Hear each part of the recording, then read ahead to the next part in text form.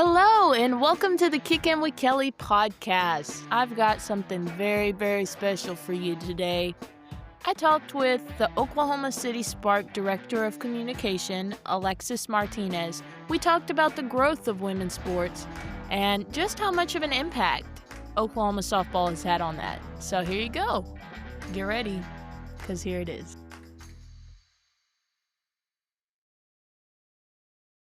Please introduce yourself for everybody who doesn't know who you are. Absolutely. My name is Alexis Martinez. I am the Director of Communications for the Oklahoma City Spark Pro softball team. A little bit of my background: I played softball my whole life. I grew up in Dallas, Texas, born and raised. And when I was in high school and starting to look at colleges, I was considering OU pretty heavily and kind of for a unique reason, which was like my dad and I used to make it a tradition. Every single year, we would go to the Women's College World Series together, which is located in Oklahoma City every single year. So we would, since I was like 13, we would drive up to Oklahoma City every single June to go watch some games. And driving from Dallas to Oklahoma City, you go through Norman. So we would go through the OU campus every year, and so it started to become very familiar to me. And Yeah. so I was like, "Okay, OU, this seems like a cool school to apply to." I did also apply to A&M, so very sorry about that. But I OU felt more, comfortable for me just because I was familiar with the atmosphere in that sense. So I ended up going to OU, not really sure what I was gonna do with myself, hobby-wise, like, getting involved with extracurriculars. I was a freshman in 2020 during COVID, which was a nightmare. So, I found myself eventually applying for a videographer position at OU Athletics, and that's how I got involved with the OU softball team as a student. And I became a student videographer for the OU softball team during their 2022 and 2023 national championship seasons. I got to travel with them. I got the excused absences from class to hit the road to go to Kansas State University to play all the Big 12 teams back when we were still in the Big 12. And it was a dream come true. I made a lot of connections that way, and through that job, while I was still a student, I met my current boss, who is the founder of the Oklahoma City Spark, Tina Floyd. Back in 2022, she created the team and, believe it or not, DM'd me on Instagram. Mhm. She saw my work that I was doing with OU softball and essentially offered me a part-time job just as kind of like the Spark social media person. And that turned into where I am today. Now I graduated 2.5 years ago. I've been full-time, since I graduated. So I've been with the Spark since literally the very beginning Awesome. and have slowly worked my way up to more responsibility and more, on my plate, which I love, and now I kind of oversee all external communications, whether that's social media, digital PR, media relations, like reaching out to media outlets whenever there's a big announcement or story coming up, Yeah. and it's it's the best. I love it. I'm here in Norman still, where I graduated from, and that's a little Yeah. bit about my background and what I do. Yeah. So were you a comm major? I was an advertising major. Okay. Very cool. I love it. So I assume you got some bling from a couple of those years. Well, so I was technically employed with the athletics department, not on the softball team. So technically, I did not get a ring. I did get to wear it for some pictures and try it on, Yeah. but no, Oh, because I was a student employed with the athletics department, not on okay. staff with the softball team. Got you. I know. Me too, Oh, but I bet. Okay, but you got to work with the best softball coach in history. So what was that like working with her? Terrifying. It was really scary. I as Yeah. someone who started off as a fan, I Yeah. used to be one of the little girls leaning over the wall at the World Series trying to get Yeah. high fives and autographs from Yep. the one and only Patty Gasso. Oh, absolutely. And so standing next to her on most days that I was working at a game trying to get my work done, I would stay out of her way, Yeah. But to be serious, most of my job did not, involve a lot of communication with her. Okay.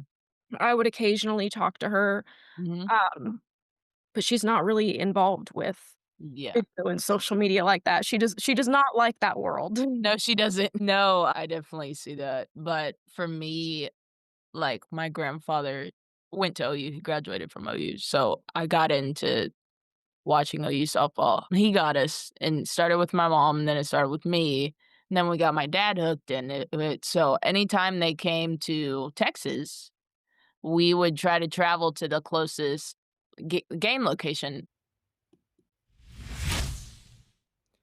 I kinda wanna talk about women's sports, and it's rising, and with Title IX, that helps, but as a fan, I know that there were a lot of challenges that the team faced, and did you face any of those challenges, and what challenges did the team face, and how did they manage them, or you manage them? Challenges regarding what in particular? Well, I mean, I'm thinking of just in general in comparison to male teams, they have better facilities and things like that. Yeah. Um Yeah, some of Fewer those bugs. challenges since I was a student, on the staff side, I wasn't really experiencing those challenges day to day, Right, but right, with the softball team, when I was their videographer in 2022 and 2023, they were still playing at Marita Hines. right. They did not have Love's Field completed Yeah. yet. Mhm. So those challenges were very evident at Marita Hines because although the grounds crew keeps great care of the field, it was in pristine condition, but Mhm. the facility itself was very outdated, very small. Yeah, So, every single day when those athletes go to practice, they are feeling the effects of that imbalance, so to say. A very small hitting facility cage. They don't have their own weight room at Marita Hines. Well, I'm speaking in the past tense. Now, of course, they have all those amazing things at Love's Field, right.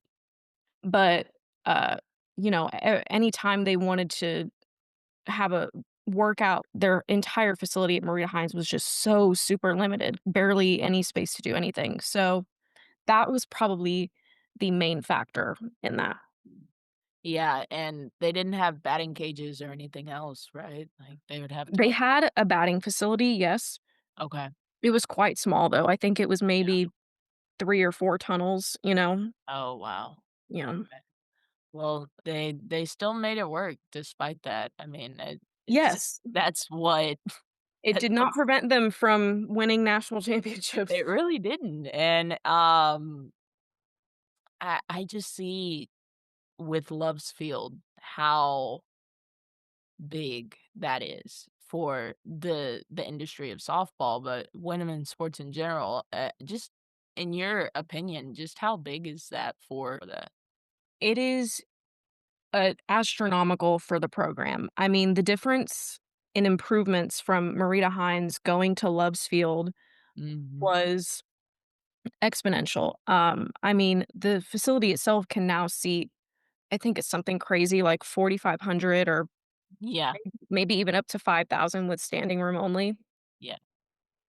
But the difference in fans now, like, fans were sitting in the outfield whenever Marita Hines got filled up, Right. just bringing their own lawn chairs and sitting because capacity was full. Yeah, right. Now fans have access to anything and everything, the game atmosphere is unreal. Even when I go to fall ball games, which is obviously not they're just practice scrimmages. Right. because the season is in spring. So the the most recent fall ball game I went to, it was super packed. It felt Yeah. like a regular season game. I mean, some SEC teams don't get that many fans in attendance in the regular season in spring. Yeah. I think the record was 2,500 showed up for Yeah. a fall game, so the entire infield is full. It's It's insane. just incredible that Love's Field is setting the new standard for what is expected in in women's sports as they continue to succeed.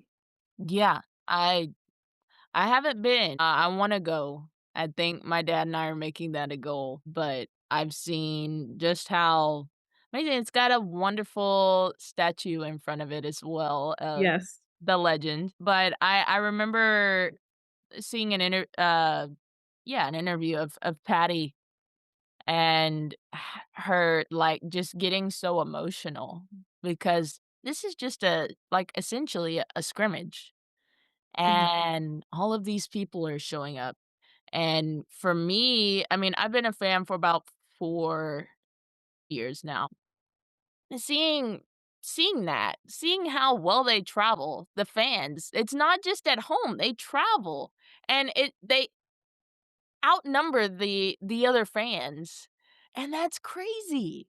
That's so crazy. I mean, we went to Baylor, we went to the Red River, we've gone to Houston, and it's insane. Yeah, that is such a good point to bring up because people outside of Oklahoma don't necessarily understand the scale at which fans are passionate about this team. I've gone down to the OU Texas game in Austin before, and it almost felt like the seating behind home was half and half, like half Yeah, Sooners, Longhorns. yeah, And so it gets rowdy and it's fun. It is so fun. Even at OSU, people bring it, back when we used to play at OSU. yeah. It's just it's not something that you see a lot of with other teams. No, you don't, and it just amazes me every single time. It leaves me speechless. So, on that note, how do you think Patty Gasso and the Oklahoma softball team has contributed to the rise of women's sports and softball? They their whole attitude when they play is to be unapologetic Mhm. and, they set this standard for a blue collar mindset is what the team Mhm. likes to call it.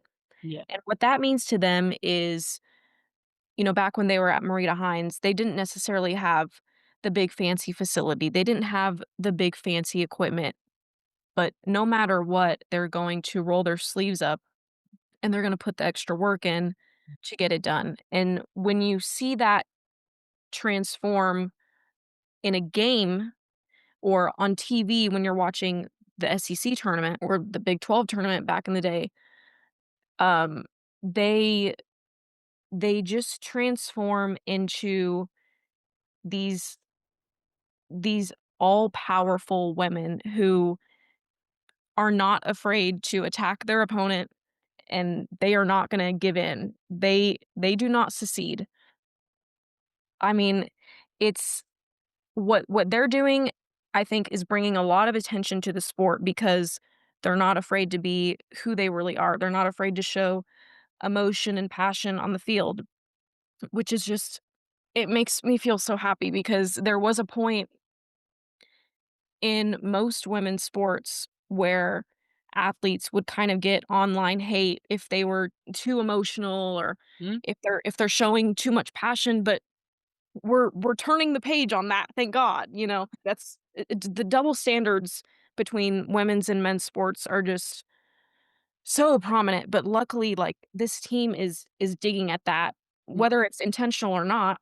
Yeah. Well, I don't think that their main thing on their mind when they go out and play is, "Let's destroy the double standard," Yeah, right. that's Yeah. not what they're thinking about. They're thinking about, "I don't care who's on the other side of that dugout, we're gonna go beat them?" So it's just I think it's just the attitude and the mindset that's really carrying the sport to the next level. Oh, without a doubt. And you mentioned them being so emotional. I mean, they get a walk, man, they fired up. But Mhm. people don't like that. And I think it does go into the double standards. I mean, like, there's players, say football players who just beat their helmets or they trash talk. They don't say nothing about that. Exactly. They Players, I mean, for the most part, can say whatever they want. Um, Now they may get a penalty for it, but you don't see people talking about that. Or if in football they've had the roughing the passer has gotten to be a little bit soft, and so people complain about that. Oh, let them play, let them play. Okay, so what's the comparison of that into them just getting excited for getting a walk or getting home? So, it's a very interesting topic for me personally. I really like to analyze this kind of stuff, Yeah. and, I mean, it could be a woman thing, like, I don't wanna get too on my feminist on my feminist pedestal, but to be honest, they don't mind the hate. It'll Yeah. get to them occasionally, like, obviously, no one likes social media hate. It's No. damaging to athletes' mental health at the end of the day, but it's fuel also Oh, in a yeah. way on the other side of it because in a way, any any eyes on you are good in a entertainment sports industry because It is. people are paying attention to you, that means you're doing something right. So whether people love Alyssa Brito for bat slamming and showing that emotion after just a 4-ball walk, Yeah. or if they hate Alyssa Brito because why is she overreacting? That was just a walk. Like, chill out, girl. That means no matter what, if you love it or you hate it, you're still paying attention, and Exactly. you're contributing to those viewership numbers online and on social media, and in a way, even the haters are contributing to the growth of the sport because now you're talking about it, and that's what we want. Exactly. So, it's to be honest, I don't mind the hate, like, I've heard it all, and on the Spark, I'm sure like, we Yeah. have a lot of those former OU softball players who Yes. would use they would cause a stir, Yeah. and so I still hear it, and I welcome it. I don't care if you love it, if you hate it, just come to a game and keep paying attention to us because we're here to stay and we're here to keep growing. Period. I love it. So I'm gonna ask you, I have a hard time trying to keep up with the Spark because I don't really know how I can watch the games, but I follow y'all and I know I've seen highlights and things like that. So y'all got Bradley Boone, you have uh Alyssa Burrito. Do you still have Alyssa Burrito there? Yes. Jada So Coleman, Jocelyn. Jada Coleman, Jocelyn Alo, Kinsey Hansen, Haley Lee, they were all on our 2025 roster, but we Yeah. recently just had a very, very big announcement Okay. that I'm not sure if you saw, but we So, have officially joined the AUSL. oh, So now we will be included in their league that is backed by the MLB, funded, wow. televised on ESPN. It was a monumental announcement for us, because we've been playing independently for the past 2 seasons, Yeah. which is something that we had to do just to align ourselves with the right people, make sure we were still growing, moving forward in the right direction. But unfortunately, the downside of playing independently is that, there's a little bit less media attention, a little bit fewer teams to play, Mhm. limited resources and things like that. But since we've established such a great fan base here in Oklahoma and we've been welcomed with open arms, the AUSL really noticed and took note of that. And so we've joined their nationally televised league, Wow. and that's where we'll be living in 2026 on ESPN. Period. And that's another growth. I mean, it's another growth to sport. The sport just keeps growing and it's so important. So important. And I will defend these girls till I die. I mean, I've met some of them. They're some of the most amazing human beings on earth. Like they are so sweet. They take time for their fans. They get so excited and they're very Christ-centered. And for me, I'm a Christian and so it's like that's huge for me. So with the Spark, do they still have that same excitement that it hasn't left them? Yeah, so believe it or not, I get to spend a lot of time with all of these players, which is crazy. If you had told my 13-year-old self that these would be people that I would spend every single day with in the summertime, I wouldn't believe you.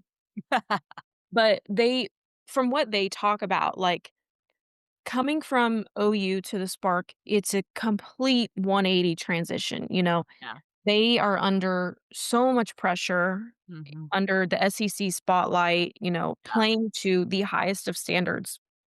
But when we recruit them and they come over to the Spark, if they're interested in playing professionally and we wanna offer them a spot and they wanna play, there's this shift that happens where that weight is really lifted.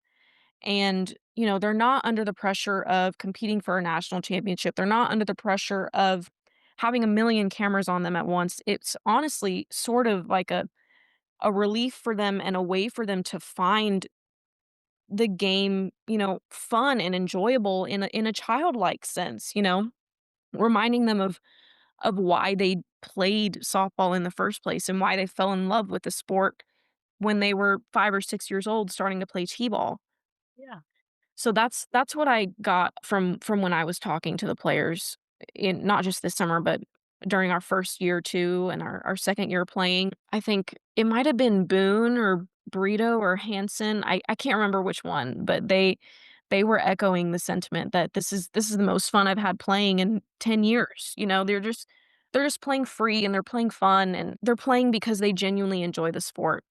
Yeah. And it's really fun to see. They keep the same excitement for their fans. We have autograph sessions all the time. We have youth clinics all the time through the Spark, and we wouldn't be here today through the Spark and even OU softball if it weren't for the fans. And so they really enjoy communicating with and giving back to that fan base whenever they can. Yeah. That is wonderful. So I wanna end this on a little bit of a fun note. I wanna play 2 truths and a lie. The most points ever scored in a game by Oklahoma is 33. Jocelyn Allo once hit a foul ball that landed in the press box of Devon Park. Kaylani Ricketts once threw 3 no-hitters in the 2013 College World Series. I'm gonna say Kaylani Ricketts. That's it. That's it. She threw Nice. 2 no-hitters. Well, thank you so much for joining me. This has been so fun. I appreciate you helping me out with this, and I can't thank you enough. Of course, thanks for reaching out. Happy to help. Alright, Alexis, thank you. Thanks, Kelly. Thank you so much for listening to the Kickin' with Kelly podcast. Give me a follow on Instagram at Kickin' with Kelly podcast, on X at Kickin' W Kelly pod, and go tell your friends. Spread the word. Help me grow this podcast because there is more to come, and I can't wait to share it with you. All right, later.